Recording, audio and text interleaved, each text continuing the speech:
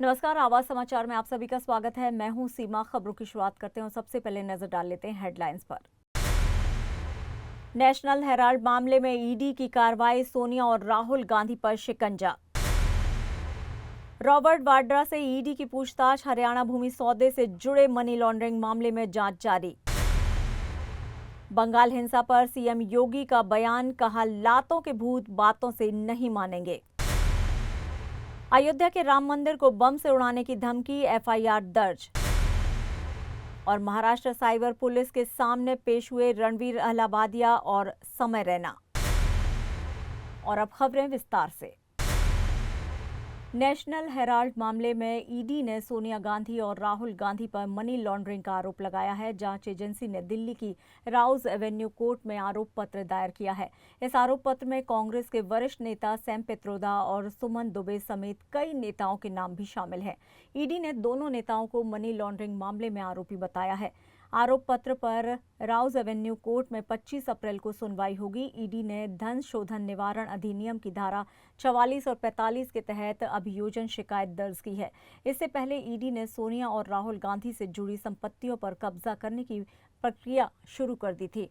आपकी जानकारी के लिए बता दें कि नेशनल हेराल्ड समाचार पत्र की स्थापना 1938 में जवाहरलाल नेहरू ने की थी। ये स्वतंत्रता संग्राम का प्रतीक था। 2008 में वित्तीय संकट के बाद समाचार पत्र बंद हो गया। इसके बाद यंग इंडिया प्राइवेट लिमिटेड नामक कंपनी बनी, जिसमें सोनिया गांधी और राहुल गांधी की 48% की हिस्सेदारी है। बीजेपी नेता सुब्रमण्यम स्वामी ने 2012 में आरोप लगाया कि वाईआईएल ने एजेएल की 2000 करोड़ रुपए से अधिक की संपत्तियों को मात्र 50 लाख रुपए में हासिल कर लिया है। ये विवाद धोखाधड़ी और मनी लॉन्ड्रिंग के आरोपों पर केंद्रित है। इस मामले में ईडी की जांच जारी है और अब अदालत में सुनवाई होनी है। रॉबर्ट वाड्रा को कांग्रेस सांसद प्रियंका गांधी वाड्रा के पति हैं, उनसे ईडी ने हरियाणा भूमि सौदे से जुड़े मनी लॉन्ड्रिंग मामले में पूछताछ की। वाड्रा ने एजेंसी के संबंध को राजनीतिक प्रतिशोध करार दिया और कहा कि वो पहले भी ईडी के साथ घंटों बिता चुके हैं। उन्होंने कहा कि मैं ना ही किसी दबाव में आने वाला हूं और ना ही किसी से डरने वाला हूं। वाड्रा मध्य दिल्ली में अपने आवास से ईडी मुख्यालय तक 2 किलोमीटर पैदल चले। वाड्रा ने आरोप लगाया कि ये एजेंसियों का दुरुपयोग है और राजनीतिक प्रतिशोध है। उन्होंने कहा कि जब भी मैं अल्पसंख्यकों के लिए बोलता हूं, वे मुझे रोकने की कोशिश करते हैं। ईडी ने वाड्रा को जमीन सौदा मामले में दूसरी बार तलब किया है। जांच एजेंसी ने धन शोधन निवारण अधिनियम यानी कि पीएमएलए के तहत वाड्रा का बयान दर्ज किया। Again retake. नमस्कार, आवाज इंडिया में आप सभी का स्वागत है। मैं हूं सीमा। पश्चिम बंगाल स्थित मुर्शिदाबाद और 24 परगना जिले के भांगड़ में हिंसा के बाद स्थानीय प्रशासन का दावा है कि हालात नियंत्रण में हैं। इस बीच उत्तर प्रदेश के मुख्यमंत्री योगी आदित्यनाथ ने मुर्शिदाबाद को लेकर बड़ा बयान दिया है। सीएम ने कहा है कि लातों के भूत बातों से नहीं मानेंगे, दंगाई डंडे से ही मानेंगे। जिसे बांग्लादेश पसंद हो वो बांग्लादेश जाए। योगी ने कहा, बंगाल हिंसा पर कांग्रेस और समाजवादी पार्टी खामोश है। पिछले 1 हफ्ते से मुर्शिदाबाद जल रहा है। इस प्रकार की अराजकता पर लगाम लगनी चाहिए। वहां की मुख्यमंत्री चुप हैं। दंगाइयों को शांति दूत कहती हैं। सेक्युलरिज्म के नाम पर दंगाइयों को खुली छूट दे रही हैं। ऐसे में दंगाई डंडे से ही मानेंगे।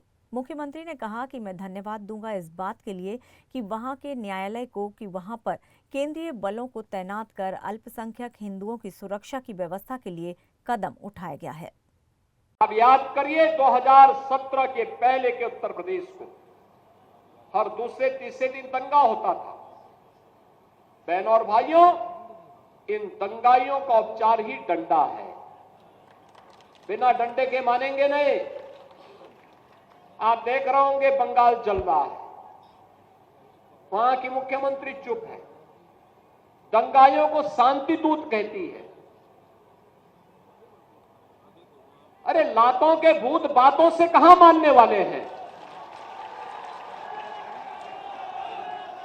लेकिन सेकुलरिज्म के नाम पर इन लोगों ने दंगाइयों को दंगा करने की पूरी छूट दे रखी है।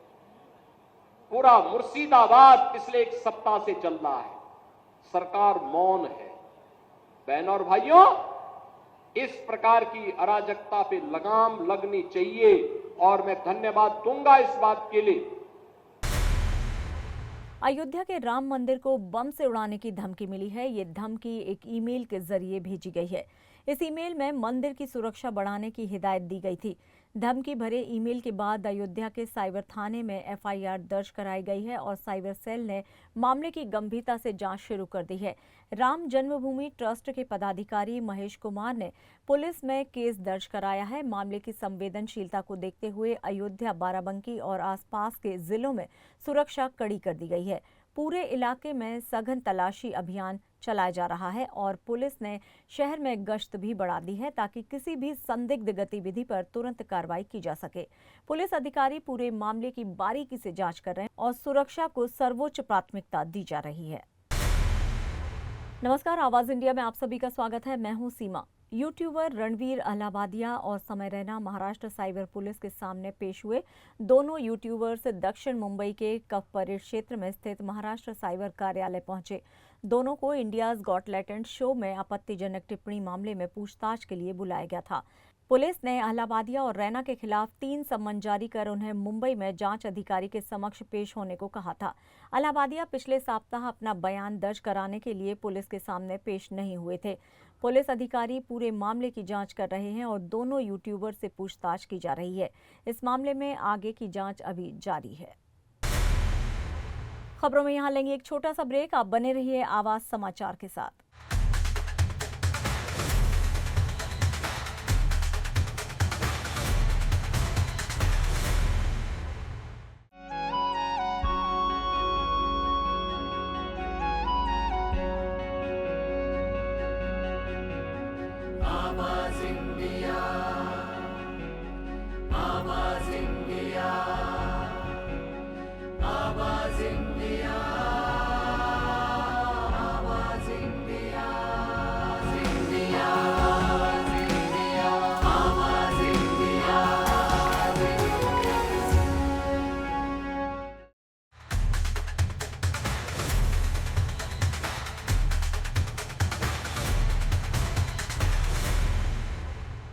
ब्रेक के बाद एक बार फिर से आप सभी का स्वागत है। बढ़ते हैं अपनी अगली खबर की ओर।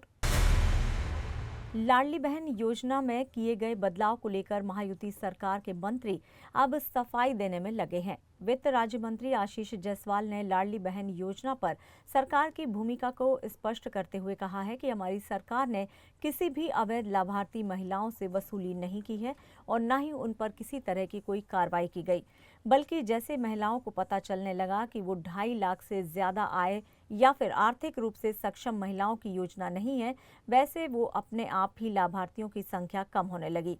दरअसल उसी तरह से जो महिलाएं सीएम किसान सम्मान योजना, संजय गांधी निराधार योजनाओं का लाभ ले रही थी, उनकी भी संख्या अब घट चुकी है।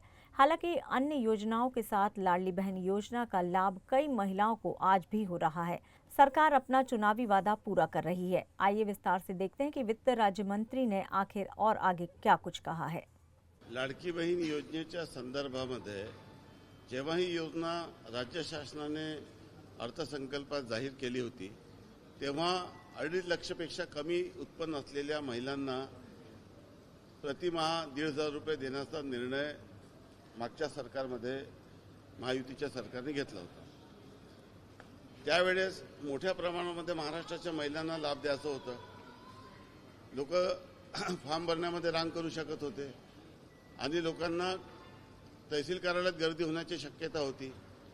तेव्हा मी देखील याच्यात फार पुढाकार घेतला होता आणि शासनाने मग असा निर्णय केला की ज्यांचं उत्पन्न 2.5 लाखापेक्षा कमी आहे तर त्याच्यासाठी उत्पन्नाच्या दाखल्याची गरज नाही, तर ज्यांच्याकडे पिवळा रेशन कार्ड आहे, ज्यांच्याकडे केशरी रेशन कार्ड आहे किंवा ज्यांचं बीपीएल मध्ये नाव आहे किंवा जे आर्थिकदृष्ट्या गरीब असल्याचा इतर पुरावा ज्यांचा या संदर्भात आहे, अशा सर्व लोकांना तहसील कार्यालयातून उत्पन्नाच्या दाखल्याची गरज राहणार नाही, अशा पद्धतीचा आपण सुधारित शासन निर्णय काढला आणि त्यामुळे महाराष्ट्राच्या करोडो लोकांना, करोडो महिलांना या योजनेचा लाभ मिळाला आणि अतिशय सुलभ पद्धतीने मिळाला।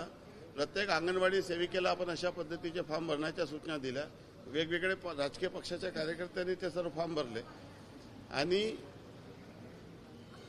जास्तीची कुठली ज्याच्या अट न ठेवता या सर्व महिलांना त्या संदर्भामध्ये लाभ दिला आणि त्याच्यामुळे तेव्हा जेव्हा ही योजना सुरू झाली तर आपल्या सर्वांना कल्पना असेल की तेव्हा माननीय जयंत पाटील साहेब, राष्ट्रवादी शरद पवार गटाचे नेते आणि माननीय उद्धव साहेब यांनी स्वतः मीडियासमोर येऊन चादर लगी फटणे तो खैरात लगी बटणे अशा पद्धतीचं वक्तव्य केलं होतं. ही योजना चालणार नाही, ही योजना फेल होईल, निवडणुकीचा गाजर आहे, अशा पद्धतीचं वक्तव्य केल्यानंतर जेव्हा नवीन सरकार पुन्हा महाराष्ट्राच्या जनतेने आम्हाला निवडून दिलं तेव्हा आम्ही पुन्हा सर्व प्रत्येक वेगवेगळ्या सणामध्ये त्या सर्व महिलांना नियमानुसार पैसे मिळू लागले. तेव्हा यांच्या पोटामध्ये दुखायला सुरुवात झाली आणि वारंवार खोटा भ्रम पसरवण्याचा प्रयत्न या ठिकाणी होत आहे. मंगलवार को ही कैबिनेट की बैठक में लाडली बहन योजना को लेकर महायुति सरकार ने योजना की रकम को लेकर बदलाव किया है. इस पर कांग्रेस के वरिष्ठ नेता और विधायक नाना पटोले ने सरकार पर कड़े सवाल उठाए हैं. नाना पटोले ने कहा है कि हमने पहले भी इस योजना पर सवाल उठाए थे, फिर भी चुनावों को ध्यान में रखते हुए बिहार उपचुनाव समेत हर जगह यही खेल खेला गया. महिलाओं से 2100 रुपये देने का वादा किया गया, लेकिन अब सरकार बहुमत में आने के बाद उन्हें सिर्फ 500 रुपये दे रही है. ये सीधे सीधे लाडली बहनों से विश्वासघात है और कह रहे हैं कि हमारे पास निराधार लोगों को देने के लिए पैसे नहीं हैं. सरकार ये पाप कर रही है कि विकास का पैसा लाडली बहनों पर खर्च हुआ है. साथ ही नाना पटोले ने सरकार पर आरोप लगाया है कि ये सरकार जनता का पैसा लूटने में लगी है. किसने कितना पैसा लिया, इसी पर शर्तें लग रही हैं. अजित पवार ने तो बता दिया है कि मैंने तो फंड ले लिया है, अब तुम अपना देख लो. आइए देखते हैं कि इस मामले को लेकर कांग्रेस के पूर्व प्रदेशाध्यक्ष नाना पटोले ने महायुति सरकार को लेकर क्या कुछ कहा है. ये लाडली बहना से धोखाधड़ी करने का काम ये सरकार का है और कर रही है, और ये आक्षेप हमने शुरुआत में ही लिया था. तो भी ये सरकार ने चुनाव को नजर रखते हुए 1500 रुपये देने का वादा किया था. 1500 रुपये दिया. जो बहनों ने एप्लीकेशन किया था, जो फिर वो बांग्लादेश की हो, वो उत्तर प्रदेश की हो, बिहार की हो, जो लोग नियम में नहीं, जो बहना नियम में नहीं बैठी थी, वो सब बहनों को इन लोगों ने पैसे देने का वादा किया था और दिया. और उस समय इन लोगों ने चुनाव के सामने जाते समय कहा था कि 2100 रुपये हम देंगे हमारी सरकार आने के बाद. अब सरकार आई, बहुमत में सरकार आई, और सरकार विधानसभा में और जब पब्लिक में जाती कि लोगों ने हमको बहुमत दिया, ये सब लाडली बहना से मिला. लेकिन उसी लाडली बहना से धोखाधड़ी करने का काम इन्होंने किया. आज कैबिनेट में भी जो निर्णय हुआ है कि 500 रुपये देने का, तो वो निर्णय आया है. और लाडली बहना के ऊपर ही ये करना कि लाडली बहना को हमने पैसा दिया, इसलिए हमारे पास विकास के लिए पैसा नहीं, हमें निराधार को पैसा देने को पैसा नहीं, सरकार की विविध योजना चलाने के लिए पैसा नहीं. ये जितना भी पैसा जो विकास का है वो हम लाडली बहना को दे रहे हैं. इस तरह का आरोप लाडली बहना के ऊपर लगाने का पाप भी इन लोगों ने, ये लोग कर रहे हैं. इसका मतलब है कि लाडली बहना से धोखाधड़ी करने का पाप भाजपा और महायुति की सरकार ने किया है. महायुति सरकार के लाडली बहन योजना को बदलते नियमों को लेकर उद्धव ठाकरे की शिवसेना ने अब महायुति सरकार पर निशाना साधा है. ठाकरे शिवसेना के नेता संजय राउत ने महायुति सरकार पर आरोप करते हुए कहा है कि इस मामले में अभी लाडली बहनों को ही चाहिए कि वो सवाल पूछना शुरू करें. जिन लाडली बहनों को 1500 रुपये देकर उनका वोट खरीदा, उनके वोट की कीमत आज 500 रुपये हो गई है. राज्य की स्थिति बेहद गंभीर है. कर्मचारियों का वेतन देने के लिए भी सरकार के पास पैसे नहीं हैं. देवेंद्र फडणवीस कितनी भी बड़ी बातें करें, लेकिन राज्य के आर्थिक हालात बिगड़ चुके हैं, क्योंकि पिछले 2.5-3 साल में आर्थिक अनुशासन की कमी के कारण आर्थिक अराजकता के खाई में राज्य जा गिरा है. अजित पवार खामोश हैं क्योंकि राज्य के आर्थिक हालात खराब हैं. अमित शाह के पास एकनाथ शिंदे ने शिकायत की, हमारी फाइलें मंजूर नहीं करते और फंड नहीं देते. आइए देखते हैं संजय राउत और क्या कुछ कह रहे हैं. त्याच्यावरती आता लाडका बहिणींनीच प्रश्न विचारले पाहिजेत. ज्या लाडका बहिणींकडून 1500 रुपयांच्या बदल्यात मतं विकत घेतली, तर त्या मतांची किंमत आता 500 वरती आलेली आहे. उद्या ती 0 वरती येईल. या राज्याची आर्थिक परिस्थिती अत्यंत गंभीर आहे. कर्मचाऱ्यांचे पगार द्यायलाही पैसे नाहीत. देवेंद्र फडणवीस यांनी किती मोठ्या वल्गना कराव्यात, आवाणावा. पण हे राज्य चालवणं आर्थिकदृष्ट्या आता सोपं राहिलेलं नाही. त्याचं कारण गेल्या 3.5 वर्षामध्ये या राज्याची आर्थिक शिस्त पूर्णपणे बिघडलेली. पूर्णपणे बेशिस्त, आर्थिक बेशिस्त आणि आर्थिक अराजक अशा या खाईमध्ये हे राज्य सापडलेलं आहे. मिस्टर अजित पवार हे जरी बोलत नसले तरी त्यांना सुद्धा त्या चिंतेने ग्रासलेलं आहे. अमित शहा यांच्याकडे तक्रार केली. कोणी केली? एकनाथ शिंदे यांनी, की अजित पवार आमच्या फायली आणि आम्हाला आमच्या फायली मंजूर करत नाहीत आणि आम्हाला निधी देत नाही. आम्हाला म्हणजे कोणाला? जालना में शिवसेना के ठाकरे समूह के कार्यकर्ता करधारी महसलेकर के किसान कर्ज माफी के लिए अनोखा विरोध प्रदर्शन किया। बदनापुर तालुका के कैलीघन में एक शमशान घाट पर वे अर्थी पर लेट गए और कर्ज माफी की मांग की। महसलेकर का कहना है कि महायुति ने विधानसभा चुनाव के दौरान किसान कर्ज माफी का वादा किया था, लेकिन अभी तक सरकार ने इस दिशा में कोई कदम नहीं उठाया है। शिवसेना के ठाकरे समूह के कार्यकर्ता का यह अनोखा प्रदर्शन राज्य सरकार के खिलाफ विरोध करने का एक अलग तरीका है। महसलेकर और अन्य किसान संगठन एमएसपी गारंटी और कर्ज माफी की मांग कर रहे हैं। उनका कहना है कि जब तक सरकार उनकी मांगें नहीं मानेगी, वे अपना आंदोलन जारी रखेंगे। महाराष्ट्र सरकार ने अभी तक कर्ज माफी पर कोई ठोस कदम नहीं उठाया है, जिससे किसानों में आक्रोश बढ़ रहा है। आणि त्या जाहीरनाम्यामध्ये सांगितलं होतं की आम्ही शेतकऱ्याचा 7/12 कोरा करू, परंतु अनेक प्रकारचे आंदोलनं करून सुद्धा आमच्या मागणीची कुठं दखल घेतली गेली नाही, आमच्या आंदोलनाची कुठं दखल घेतली गेली नाही। नागपूरच्या अधिवेशनात सुद्धा आम्ही या ठिकाणी हा मुद्दा मांडला होता। त्यानंतर आम्ही बदनापूरच्या तहसील कार्यालयासमोर आंदोलन केलं, झाडावरती चढून, तिथंही काही फायदा झाला नाही। त्याच्यानंतर आम्ही मुंबईच्या मंत्रालयात गेलो, तिथेही आम्हाला अटक करून टाकण्यात आलं, तिथेही काही फायदा झाला नाही। त्याच्यानंतर मग आम्ही तिथून आल्यानंतर एका विहिरीमध्ये आंदोलन केलं, बावडी आंदोलन। त्याच्यामध्ये सुद्धा आम्हाला लेखी देण्यात आलं की तुमची मागणी आम्ही सरकारपर्यंत पोहोचू, परंतु त्याचाही काही फायदा झाला नाही। आणि मग म्हणून आम्ही आज या ठिकाणी केळीगाव या गावामध्ये हे आंदोलन स्मशान आंदोलन चालू केलं आहे आणि हे आता शेवटचं आंदोलन असणार आहे, कारण आता स्मशान हा शेवटचा पर्याय असतो। त्याच्यामुळे एकतर या ठिकाणी आता कर्जमाफी होईल, नसता मग या ठिकाणी फडणवीस साहेबांनी येऊन आमच्या चितेला आग लावावी, एवढीच आमची मागणी आहे। खबरों में यहाँ लेंगे एक छोटा सा विराम। आप देखते रहिए आवाज समाचार।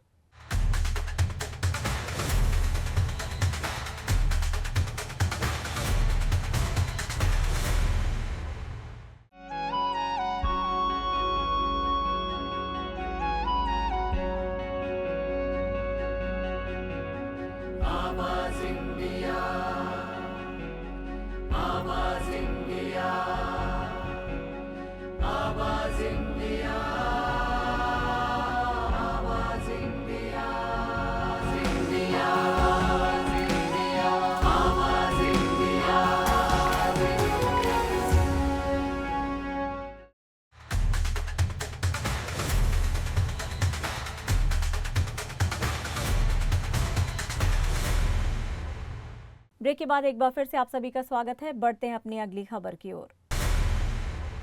भारतीय क्रिकेट टीम अगस्त में बांग्लादेश दौरे पर जाएगी, जहां भारतीय टीम 3 वनडे और 3 T20 मैचों की सीरीज खेलेगी। दौरे की शुरुआत में वनडे सीरीज से होगी। पहला मैच 17 अगस्त को शेरे Bangla national cricket stadium Mirpur में खेला जाएगा। दूसरा वनडे मैच 20 अगस्त को इसी ग्राउंड पर खेला जाएगा। तीसरा मैच 23 अगस्त को चटगांव में खेला जाएगा। वनडे सीरीज के बाद टीम इंडिया बांग्लादेश के खिलाफ T20 सीरीज खेलेगी। T20 सीरीज की कप्तानी सूर्य कुमार यादव करेंगे। T20 सीरीज का पहला मैच 26 अगस्त को चटगांव में खेला जाएगा। दूसरा T20 मैच 29 अगस्त को शेरे बांग्लादेश स्टेडियम मीरपुर में खेला जाएगा। अंतिम मैच भी मीरपुर में ही खेला जाएगा। भारत और बांग्लादेश के बीच पिछली वनडे सीरीज 2022-23 में खेली गई थी, जिसमें बांग्लादेश ने 2-1 से जीत हासिल की थी। रोहित शर्मा की कप्तानी में भारत ने सीरीज के शुरुआती दोनों मैच हारे थे। अब आने वाले दिनों में देखना होगा कि टीम इंडिया बांग्लादेश के खिलाफ कैसा प्रदर्शन करती है। साउथ सुपरस्टार धनुष इन दिनों आनंद एल राय के निर्देशन में बन रही फिल्म तेरे इश्क में की शूटिंग में व्यस्त हैं। वहीं धनुष की अपकमिंग फिल्म कुबेरा का नया पोस्टर सामने आया है। फिल्म में धनुष नए और अनोखे अवतार में दिखाई दे रहे हैं। निर्माताओं ने हाल ही में एक्स अकाउंट पर कुबेरा के पोस्टर को लोगों के बीच पेश किया। इस पोस्टर में धनुष डांस करते हुए मुंह से सीटी बजाते नजर आ रहे हैं। हर कोई धनुष के इस लुक की तारीफ कर रहा है। ये फिल्म दुनिया भर के सिनेमाघरों में 20 अप्रैल के दिन रिलीज की जाएगी।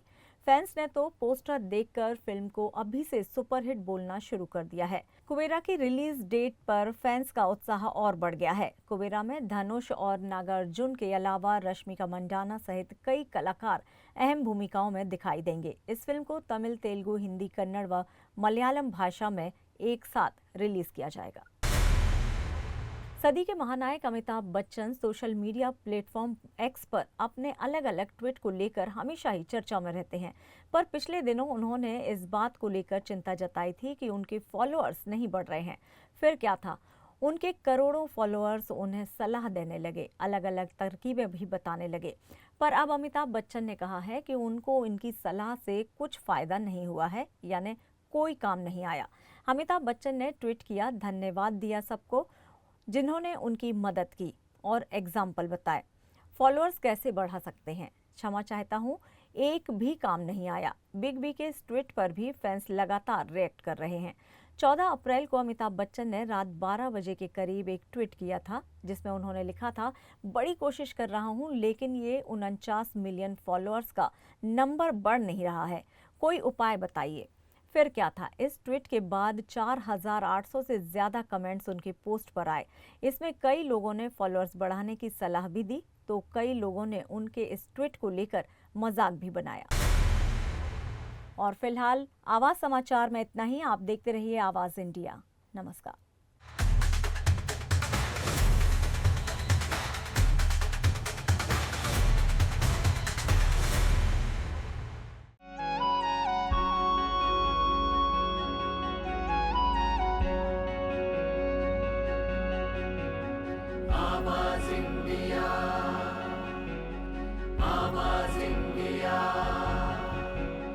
आवाज़ इंडिया